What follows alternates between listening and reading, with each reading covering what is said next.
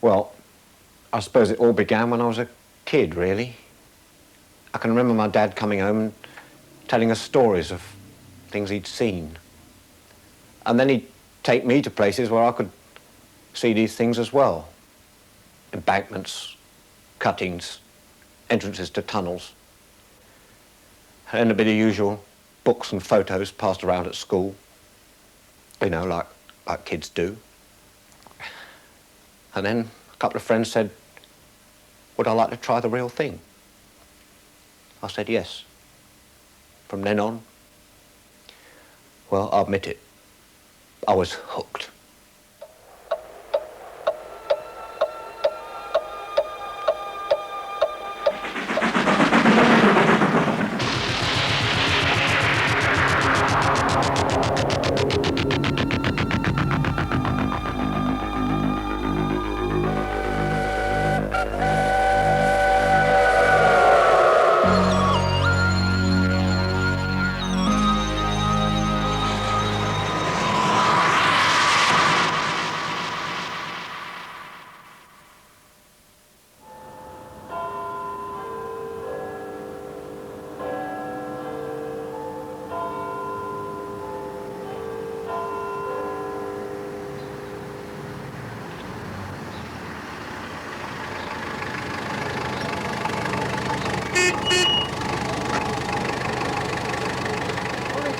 I must say I do like railways.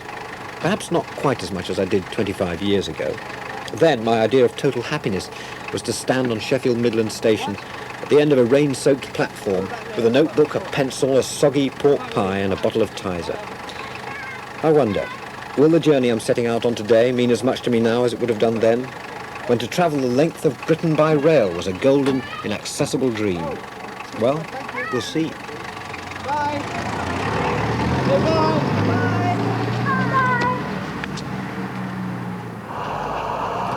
I'm going to Kyle of Lochalsh in northwest Scotland, and I've decided to go all the way by train, just because it's still possible, I suppose, and to find out if there is anything of the train spotter left in me. I've got my old spotter's book, Ian Allen ABC from 1955. Every engine I saw was neatly underlined.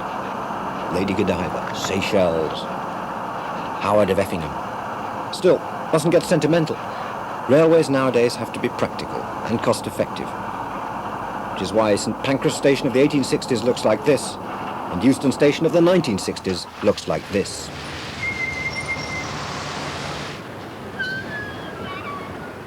Euston always reminds me of a giant bath. Lots of smooth, slippery marble and glass surfaces so that people can be sloshed quickly and efficiently around.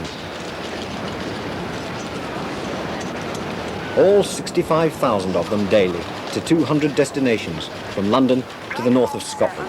For the 12:55, calling at Stafford, Crewe, Wilmslow, Stockport and Manchester Piccadilly. The body car is situated in the centre of the train. You're not encouraged to linger in the new, streamlined Euston. That's why there aren't any seats. They don't want people sticking to the sides of the bath. You just check your ticket and off down the plug hole.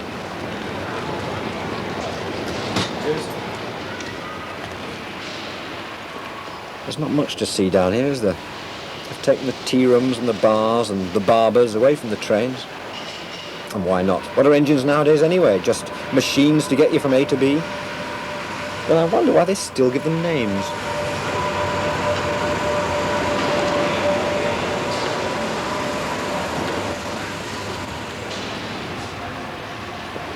There's one other reminder of the old-style railways still left at Euston. The Manchester Pullman. Last survivor of luxury travel. For first-class fare plus a bit more, you can still get pampered with waiter service at every table throughout the journey.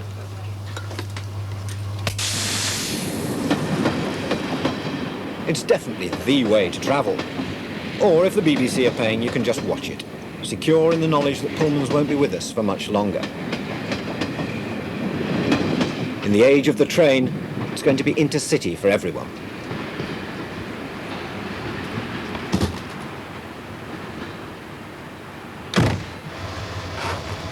start of a train journey, one of the great sensations of life.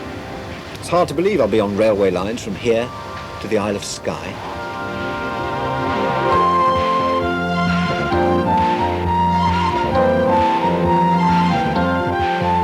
It's a pity they don't call trains like this expresses anymore. Now it's all service on a network. But they have tried to keep the human touch. British Railway commuter they used to Manchester intercity service. The reason for the 7 minute late start from Euston this morning, they had not got a guard for the train.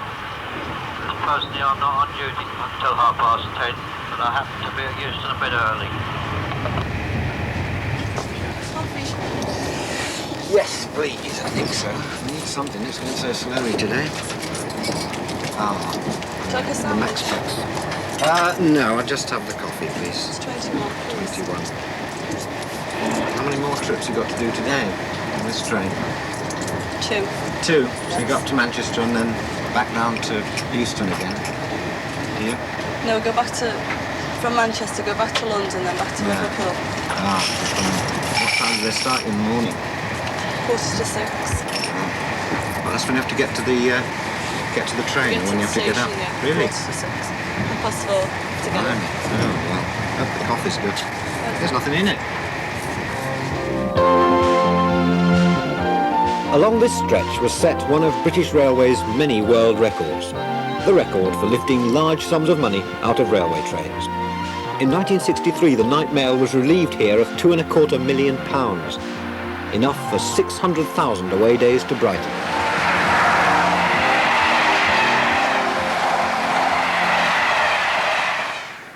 This was the first big refreshment stop outside London, in the days before they put food on trains, when they had to serve entire expressfuls in 10 minutes flat. A large brown Windsor. Kedgeree for 2, please. Hot devil kidneys, please. Got them muffins. 18 teeth, quickly. Plenty stout for 24 glasses, please.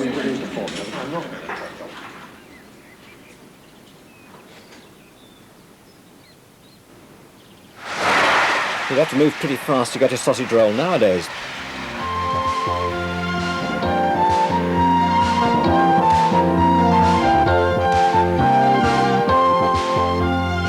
A 100 miles an hour now as we pass the Grand Junction Canal, built 33 years before they opened this railway. It's really no wonder the canal owners hated the railways. They had, after all, spent rather a lot of money on what was rapidly becoming Britain's shortest-lived transport revolution. But 130 years later, the railways themselves had to fight an even bigger threat.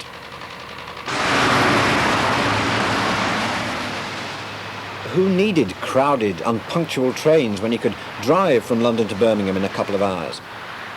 But now the M1 itself is overcrowded.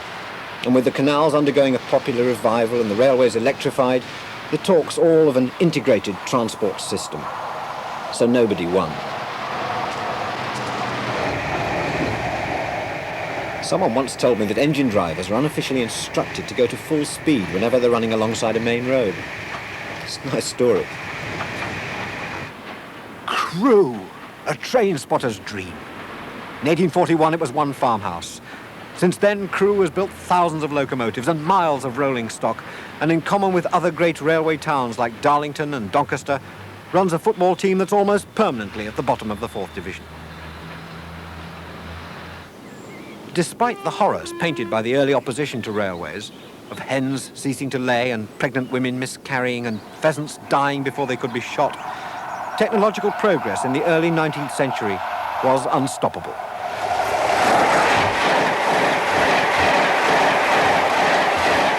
"30 miles from Jodrell Bank, the world's first regular passenger railway service began on September the 15th, 1830. It ran between Liverpool and Manchester, and this is a replica of the engine that made it all possible. George Stephenson's rocket. Built in 1829, it started a love affair that's lasted ever since.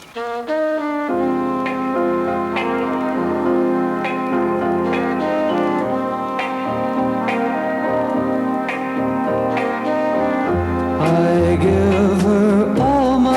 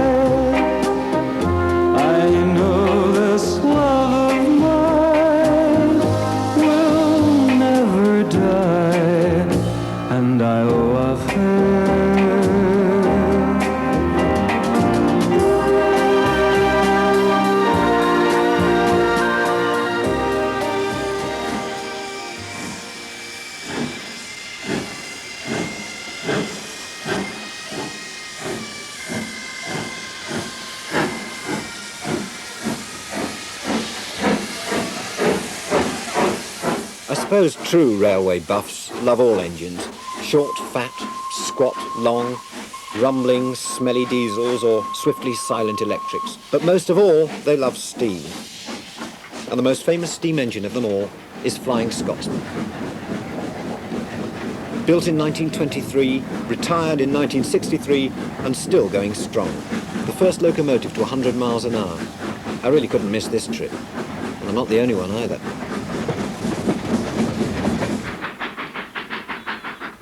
She's like an old film star now. Everything she says is faithfully recorded. Every inch of her body explored by 1,000 lenses.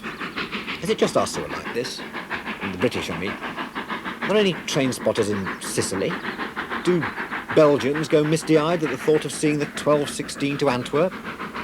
Do Swedes save up all year for a Hasselblad to photograph a Stockholm to Gothenburg coal train breasting a 1 in 57 gradient?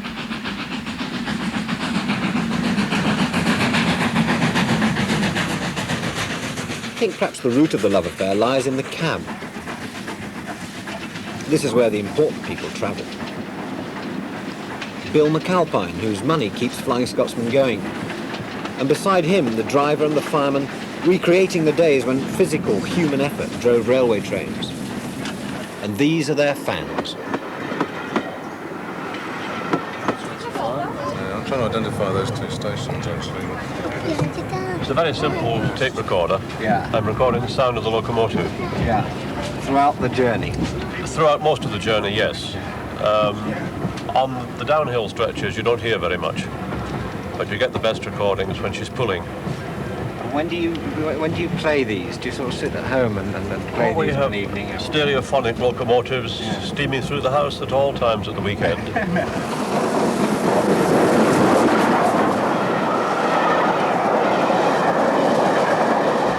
Well, I think it's great to be able to travel on a train like this, the Flying Scotsman. I'm 71 years of age, and this is my only way of travelling in my younger days, was travelling on steam trains. And I think it's one of the nicest days I've had out today. It's brought back memories, great memories too.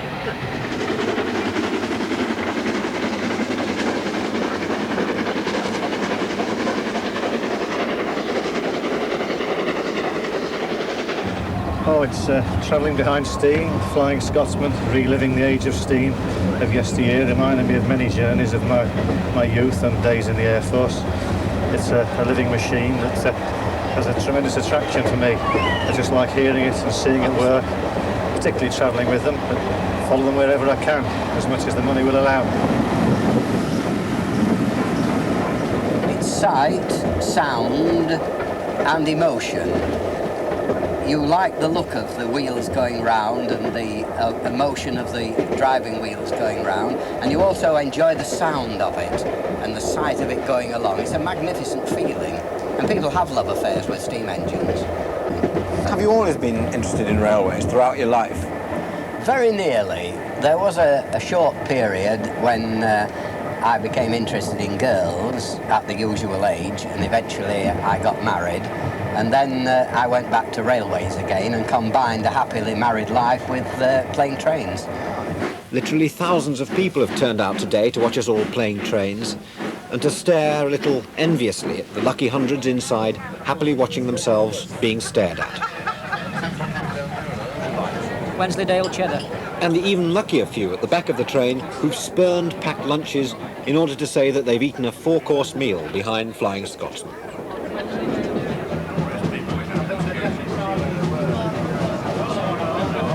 What could be nicer than sipping large gin and tonics through the Yorkshire coalfields? I've been queen for a day. Now I know what our queen feels like. All these beautiful people and their joy on their faces when they saw us coming. It's tremendous. What has happened? We've forgotten all about the steam train, haven't we?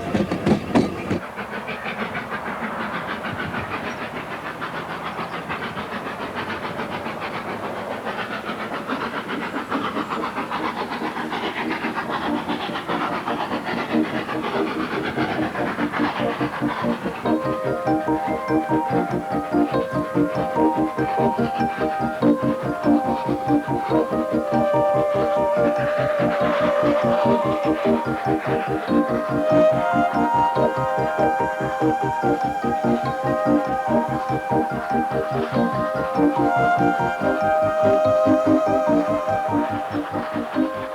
to York in 1980, but the image could be any time in the last 60 years. It's an enduring image of England, the sort that made the Englishman abroad go misty-eyed in the evenings and reach sadly for the whiskey bottle. It's the England of Thomas the Tank Engine and the railway children, when the trains were always friendly.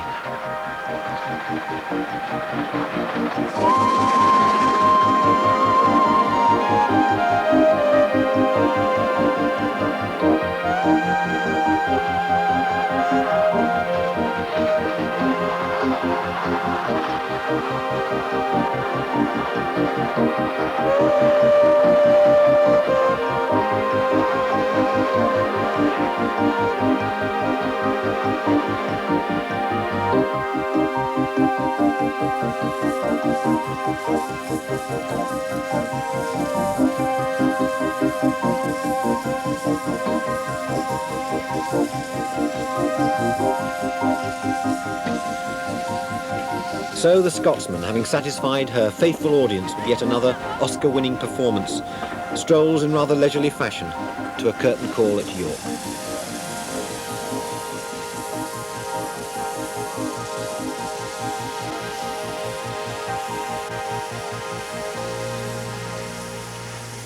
With its superb curving roof, 800 feet long and over 100 years old, York Station holds its own with the daunting array of great buildings outside. The Norman Cathedral, the City Wall, and the National Railway Museum. Definitely worth missing a train for. Not just preserved locos, but preserved seats, signs, posters, toys, teacups, buttons and other bits of the railway age. Royal Scot, right. Is that a replica of the crown, do you suppose, in this particular case? Oh, indeed. With the lions and the horses, the unicorns. I wonder who Stevenson was. I hope the Americans haven't missed this one over here.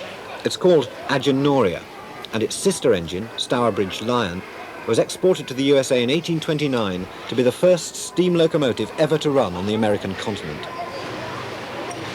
Which type can go further without refuelling the tank or the tender? Tender, Alistair, that's correct. Remember you to circle it. And which type is better for short distance work? Yes, the tank, that's correct. Mallard, still the world's fastest steam locomotive. With the help of Sir Nigel Gresley's streamlining, it reached 126 miles an hour in July 1938. I don't think this is a fire engine. Again, it looks like a fire engine. It's a mallard. Is that a mic? Hey, look! Andrew! Look down there. The golden age of steam is preserved here, in aspic perhaps, but with care and love and respect. Not all Britain's steam engines were retired quite so gracefully.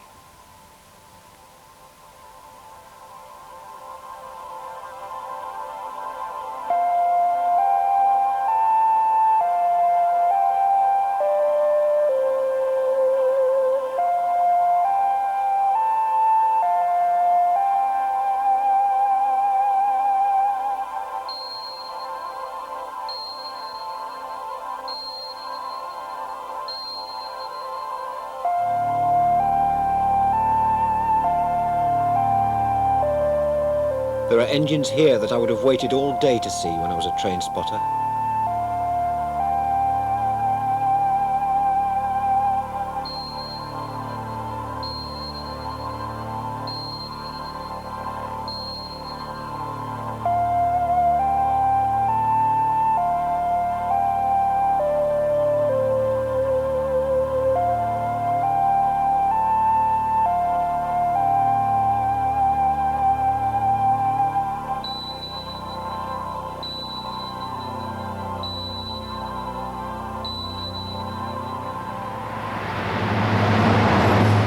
Deltic, one of the big diesels built to replace steam in 1962.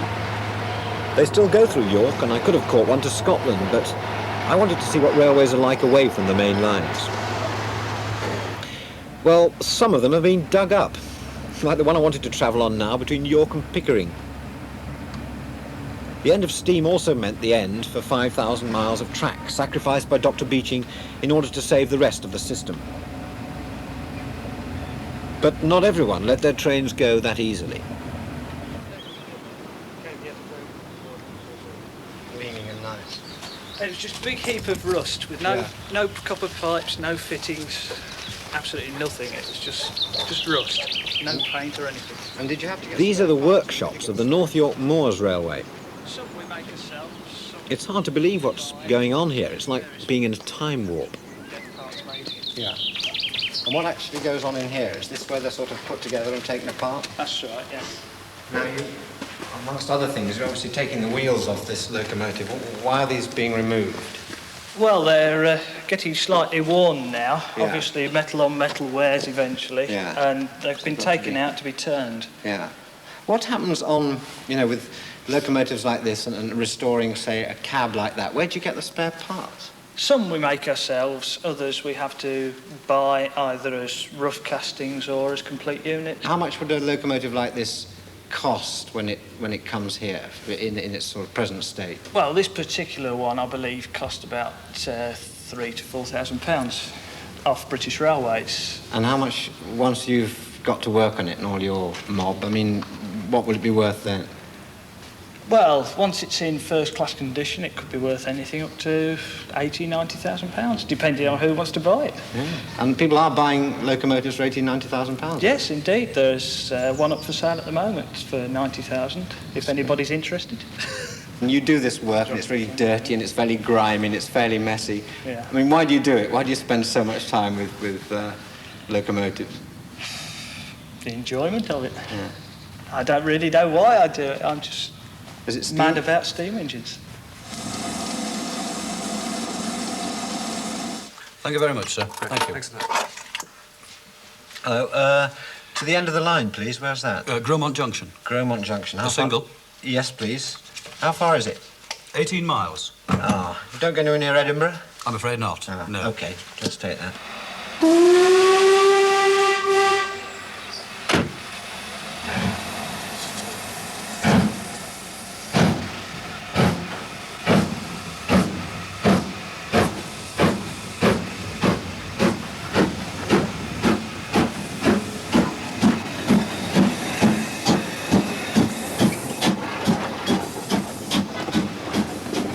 The North York Moors Railway was opened by the Duchess of Kent 4 years after Dr. Beeching closed it. There are 67 other privately owned lines in Britain, and between them they've saved 300 miles of track and nearly 500 steam locomotives. This is also one of the oldest lines in the country, engineered by the same man who built Rocket, George Stephenson.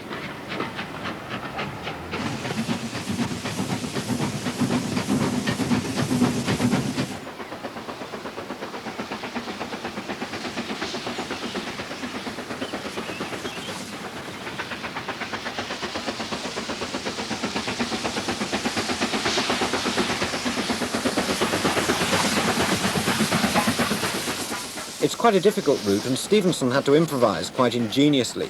For instance, when it came to carrying the line over marshy ground, his solution was to stitch animal skins together, fill them with ballast, and literally float the line on top. It still works, and still carries passengers. We come up twice a year, the beginning of the season, about end of May, June, and then August, September time. The season, what's that? The railway spotting season? Yes, and also the holiday season as well. We don't get so many holiday makers, you know, it tends to be quiet. That regularly? What, twice a year? Twice a year, every year. How many years have you been doing that? About 16. Really? Yes.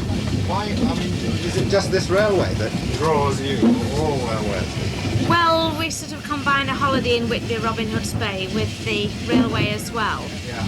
But we go train spotting all around the country during the year as well.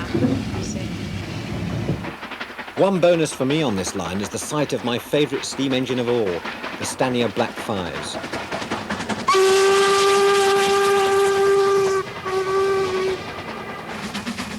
They were the stock in trade of my local station in Sheffield, unpretentious, straightforward and hard-working.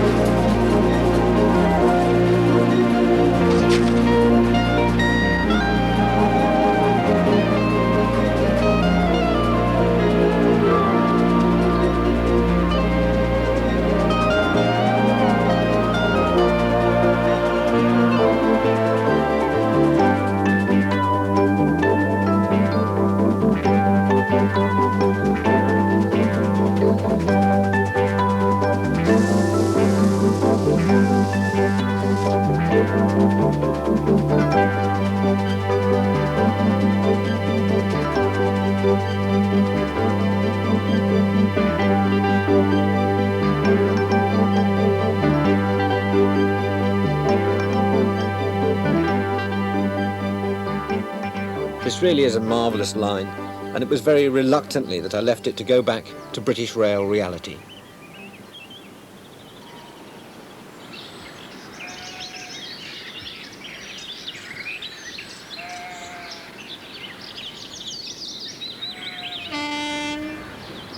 Ah, the familiar cry of the lesser-spotted DMU.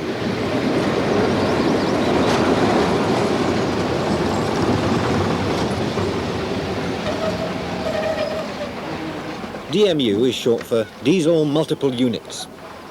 Although many of these are operating years beyond their planned lifespan, they're the mainstay of British Rail's running headache, the politely termed rural services.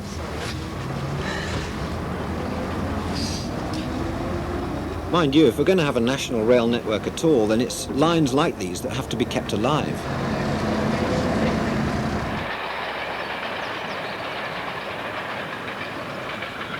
This is the Esk Valley Line, running through beautiful countryside from Whitby to Middlesbrough, from a seaside town to an important city and the centre of a large industrial area.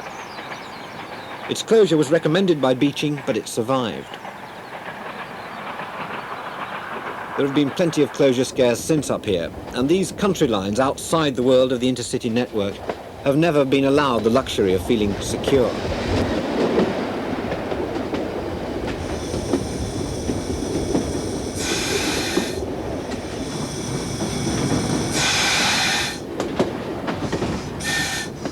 Approaching Battersby Junction, and here the driver, without stopping, has to hand in his token.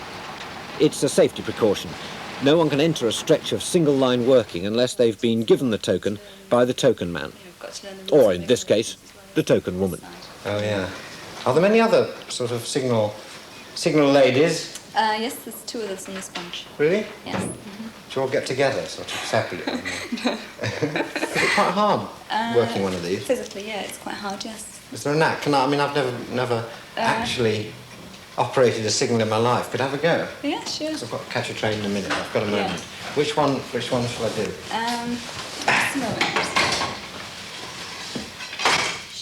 Whitby Branch Passenger Dock, FP Dock. They all look really impressive. I don't want to start a major derailment or anything, so... Right, if you pull number three? Pull number one. No, number one, yeah. Right. So what do? Just let this off here, and then... Oh, I see what you mean. Oh. Not very elegant, was that, really? Try it again. Woof.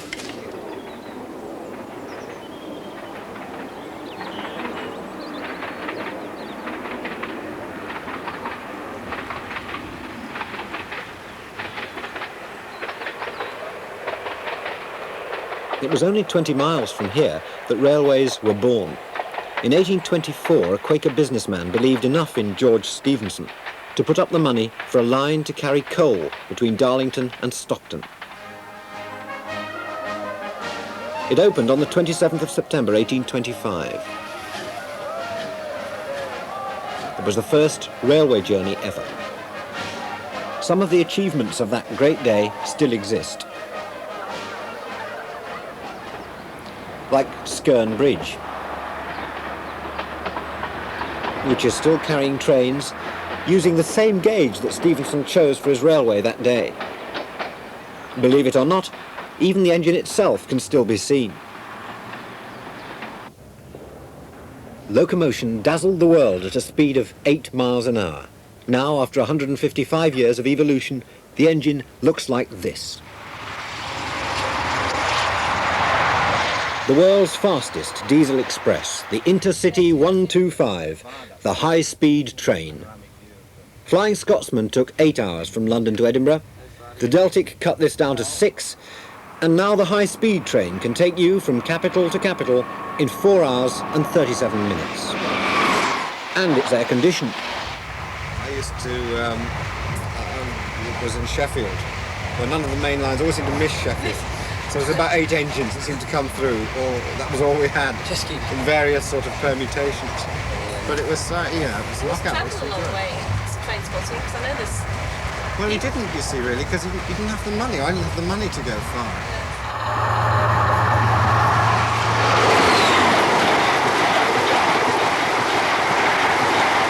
The sort of places I'm going to on this journey and staying in hotels which look right out over stations, I mean, it'd be an absolute dream, you know, I'd go over the moon if I was a tradesman, just sit up in the hotel room with a book.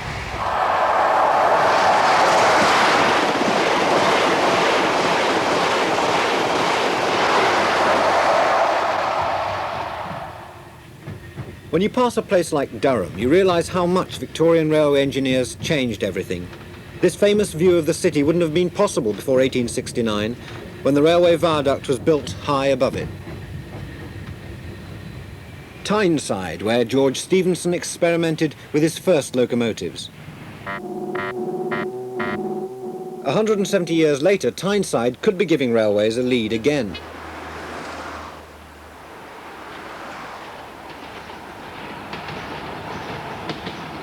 This is the Metro, Newcastle's gleaming new local railway system, equipped with the very latest in computer controls, electronic surveillance, vandal-proof stations. Control to 102, confirm your position, over. If it all works, it could do for local railways what high-speed trains are doing nationally.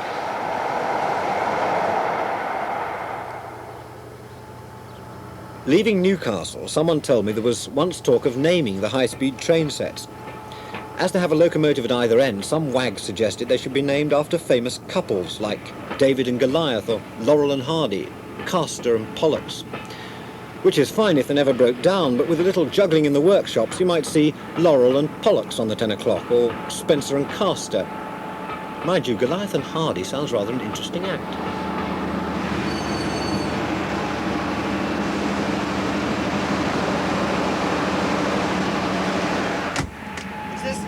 Call it the footplate. Well, the younger end would yes, prefer to call it the cab. They're accustomed to anything else, but the older end, it's still the footplate, isn't it? We still refer to the footplate. Sometimes the cab. Is there a very different sort of spirit to driving these HSTs now? I mean, amongst the men, because I would imagine with firing and driving a steam engine, there's very much sort of feeling of teamwork and getting it through by your own sort of sweat and muscle. Oh, there's a big thing to say for that. You know, say you get an engine which wasn't steaming very well.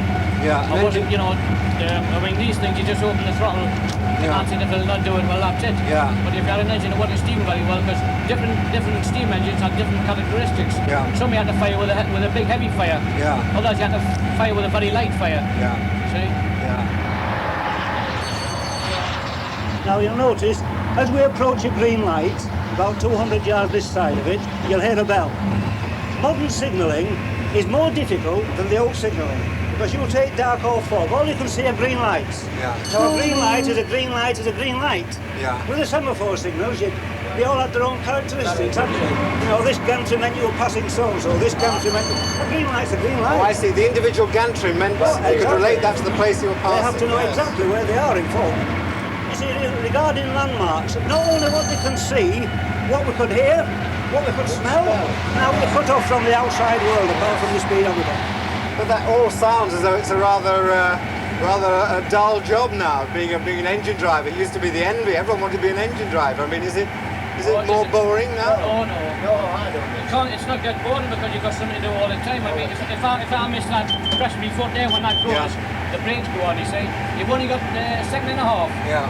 Same as with this one. If that one goes, you've only got a second and a half to press that. If I don't press that in a second and a half, brakes go on, you come in there, you can't get them off.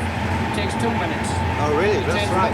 So that's the fail-safe system, that the brakes will go off. If you don't correct any of these devices, the train will come to a halt and stop for 2 minutes. Yeah. And now we're speeding up a bit now. We're getting up to... We're getting 100 miles an hour. It's a 100 mile an hour stretch, this. Yeah.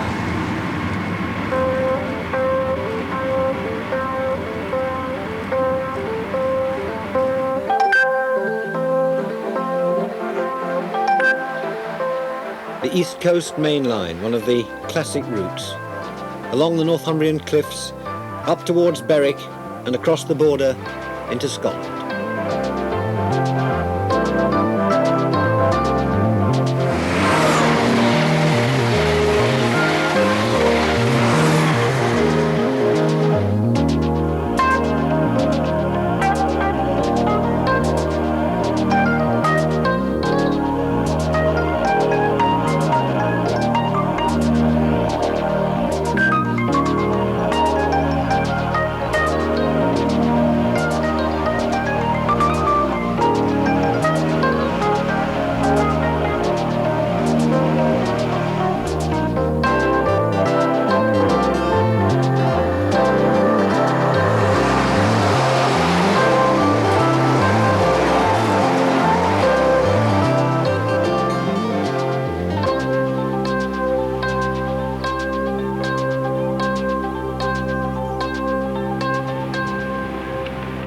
And so, at last, to Edinburgh. Let's have a look in the guidebook, shall we? Edinburgh. The Athens of the North, home of Burns and Scott and Robert Louis Stevenson, of Princes Street and the Royal Palace of Holyrood, nestling beneath the extinct volcano they call Arthur's Seat. As if inspired by the castle above them, Edinburgh's buildings strive for an impression of grandeur. Ah, this sounds good. The railway hotels are amongst the finest of them. The Caledonian at one end of Princes Street, and at the other the noble North British, where the weary traveller can get his first taste of the graciousness of this fine city. 392 miles from London, 262 still to go. Won't be a high-speed train through the Highlands, though, probably a couple of Class 47s.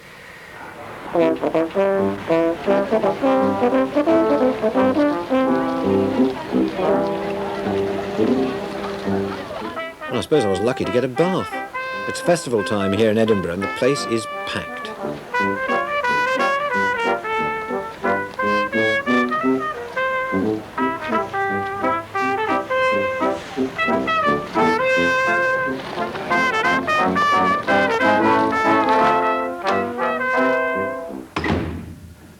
I love these railway hotels.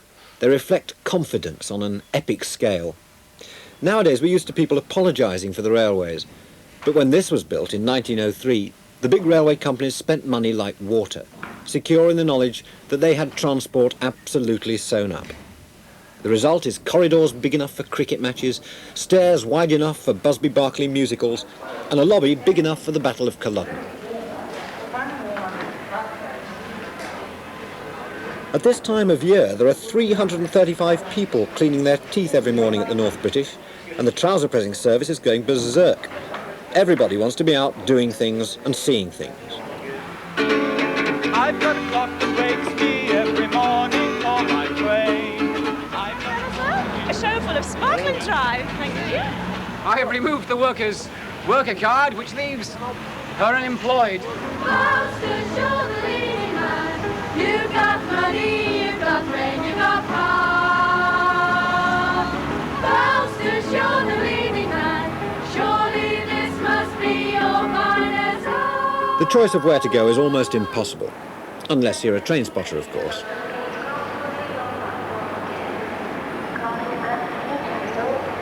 I want a train for Cardiff-Lacalch, please.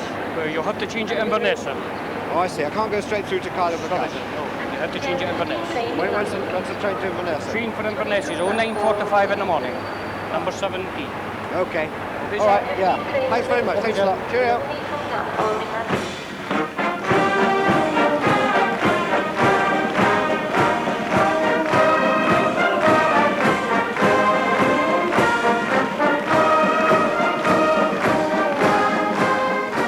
The biggest show of all is up at the castle, the Edinburgh Military Tattoo.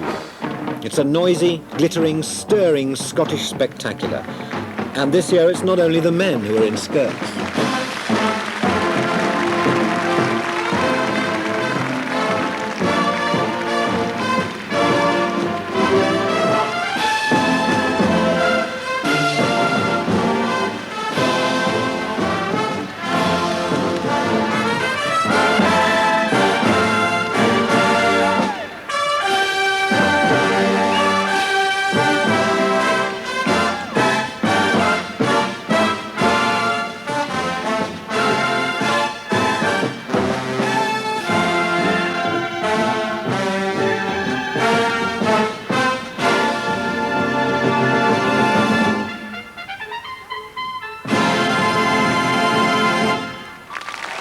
Mind you, I didn't hear a thing. I was having this wonderful dream.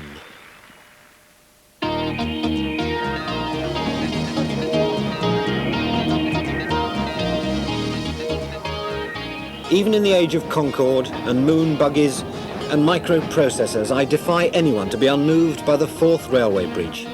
It was built at the end of the last century. And if you want to make one for yourself, the recipe is 54,160 tons of steel, 740,000 tons of granite, 48,400 cubic yards of stone, 64,300 cubic yards of concrete, 21,000 tons of cement, and 6.5 million rivets.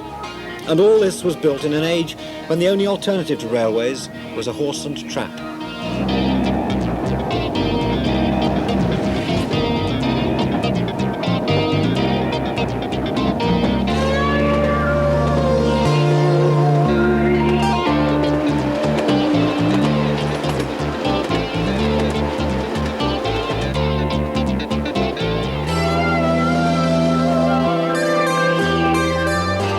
It's only when you're over the 4th bridge that Scotland really seems to begin. We're on the Highland Line now, which goes up through Perth and beyond. And though it goes over the highest summits and the bleakest moors on British rail, 100 miles of it were built in less than 2 years. Victorian Energy and railway navvies.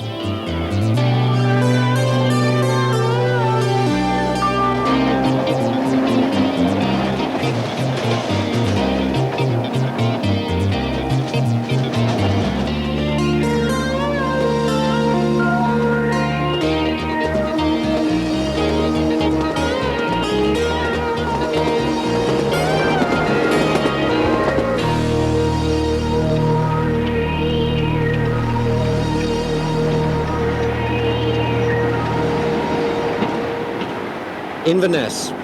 I'm 180 miles north of Edinburgh now, 700 miles by rail and taxi since I left London.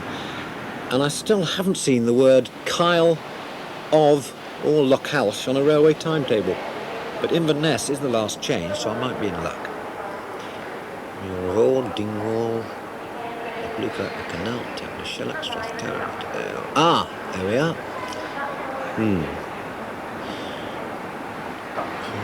Oh. 4 hours to kill.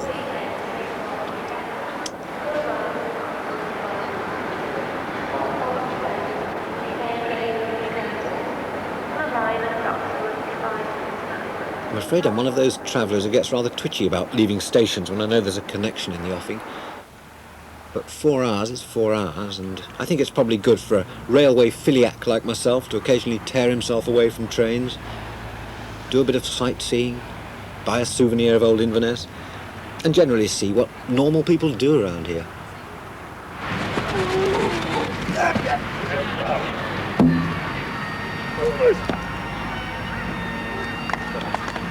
Very good putt from here. And they're going to go ahead with the last one. Which is what brought me to my first Highland Games. I always thought they were huge affairs, but this one's quite cosy, really. It's a local occasion, very friendly, but they do seem to have 20 or 30 events going on simultaneously, which looks a bit dangerous. I don't know how many Highland dancers get killed by flying hammers in a year, or tug-of-war teams decimated by shot putters, or spectators squashed by freshly tossed cabers.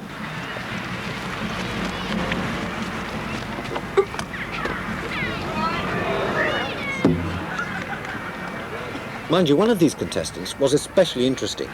A caber-tossing railwayman from the Kyle of Lochalsh line. What do you do at the station? Work in the booking office. Mainly deal with partials and signal duties and various things. What do you... I mean, I'm going to see the line. What do you think of the line itself? Oh, it's a beautiful line. Very scenic. Very busy at this time of year.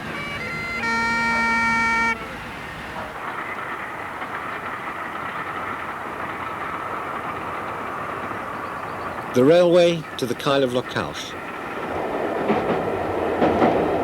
In summer, a converted 1897 restaurant car serves as an observation coach. The tide is out. There's also interesting sea and shorebirds here, particularly the grey heron. On the right-hand side, we have the Black Isle. Now, the Black Isle got its name from when the Norsemen came over here. They stole and plundered, and before they left, they burnt everything behind them. Here, devotees of fine landscape can see, and courtesy of a special British Rail guide, hear about the passing delights. Beaulieu got its name when the Mary Queen of Scots stayed here a night, and when she awoke in the morning, she remarked what a beautiful place, coming from the French word Beaulieu, meaning beautiful place, so hence its name Beaulieu. Yeah, it's a grand car. They have cars as luxurious as this in the States. I've never ridden on a train in the States. You've never ever been on a train in the States? Jean Mackenzie, on the other hand, has been travelling this line since the year it opened, 1897. I went out in a ferry boat to a big, one of McBain's big boat, and took me to Stroll. And then I went on to Inverness and Glasgow. Oh, and this, when was that?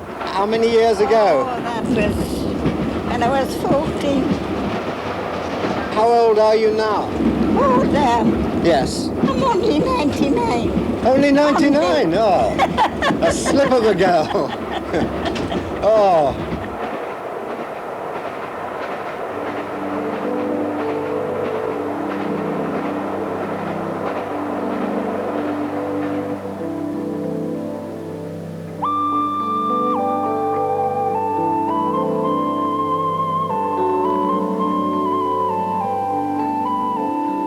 They call this the Skyline, and it runs through some of the most gloomily beautiful country in the world. Country which looks and sounds as if it's out of Tolkien, with names like the Valley of Drizzle and Raven Rock and the Black Water.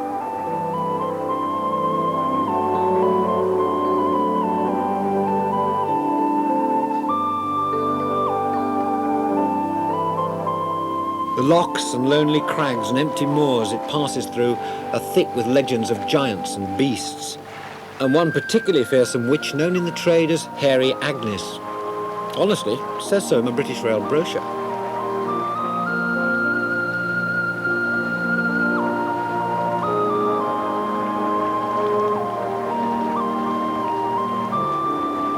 The last 10 miles to the Kyle, which looks so deceptively idyllic, took 4 years to blast out of solid rock. There are few lines in the whole of Britain which were as hard won as these.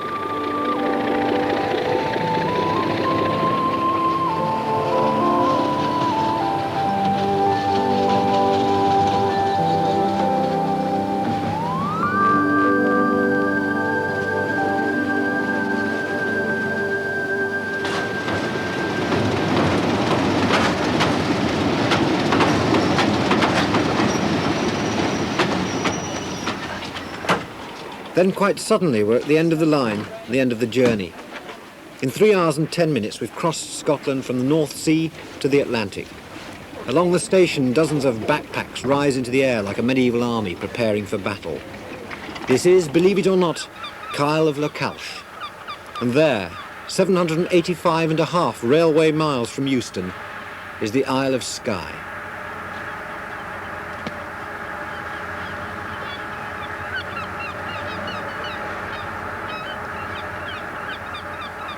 And now, I think I deserve to buy myself a drink.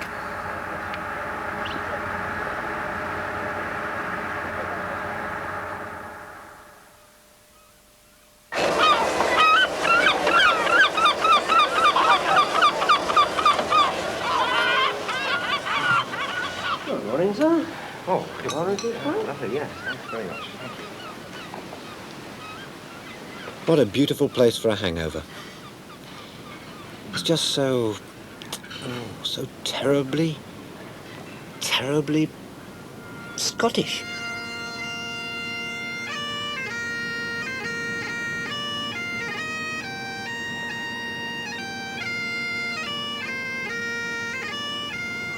Still, I suppose I didn't come here just to look at the scenery. Kyle of Loch at last, ready to collect it after breakfast. It's not that I want to go, but I've got an appointment by 10 o'clock. Now, if they ever do a series on great breakfast table views of the world, how about this one?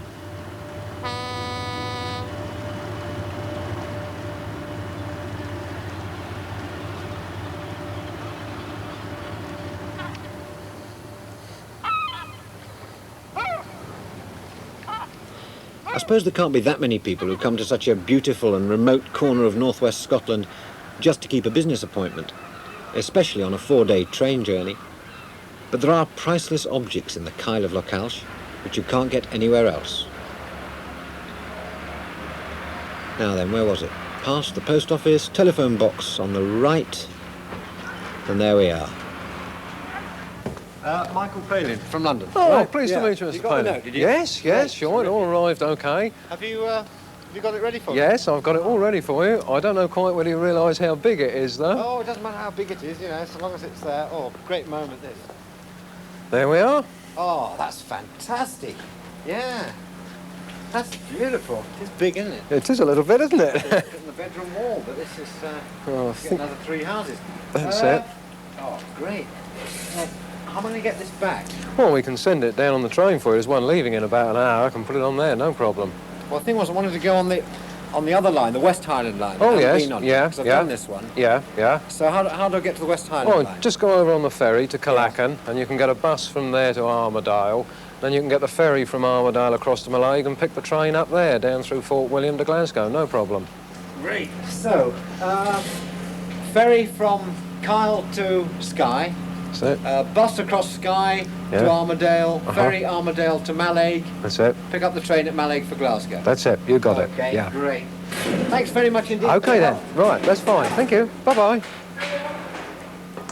Kyle of Loch, my very own station sign. Now there's only 4,728 left to get.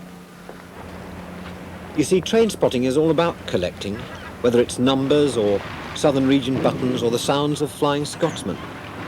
It's wanting to have a part of something which is, for better or worse, in your blood.